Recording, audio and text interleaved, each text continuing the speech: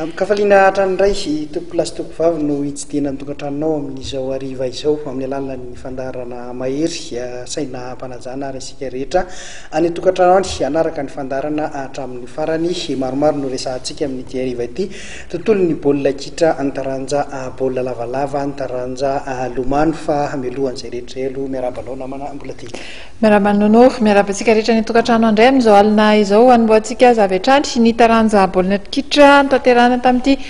farany herinandro ity ny andro faharoa fiadina tompotakany ligny analamanga eo amin'izay taranja izay nisan'ny vokatra nisongadina tamin'izay andro faharoa izay ny fandraisan'ny ekipany AS-Adema ny IFC lalao no tanterana moa io tolakandro fotetsy amin'ny kianjan'ny Mahamasina. Vokatra nisan'ny songadina indrindra tamin'ny andro faharoa ny fiadina tompotakany ligny analamanga ny nandresan'ny ekipany AS-Adema tamin'ny sareny ohatra ny ekipany IFC io tolakandro io tetsy Mahamasina baolina tokana nampidiriny tsala tao amin'ny minitra fahadimy amby telopolo atao renany coup franc izay nodakany Rino izay nitondra tamin'ny Tsivalamby.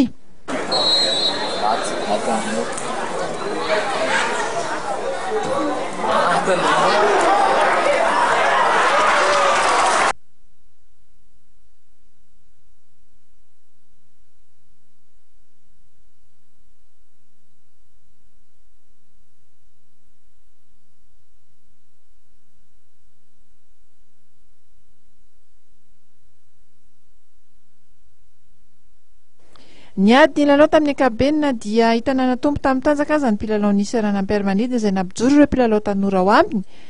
Ny alohan'io lalao kosa dia nomotsan'ny ekipany Tanana Formation tamin'ny isa 4-0 ny ekipany Mama FC. Vokazatra izay nametraka ny ekipany Franks Pierrot amin'ny laharana voalohany vonjomaika atao rinan'ny fandresena indrony sesy azo izay natafidirany baolina fidy be izao.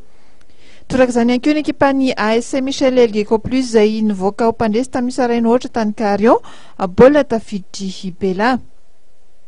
Samy nirava asala sy nisy nitoa kosa ny ekipany Masina sy ny Vestatima tamin'ny lalao voalohany tany Carion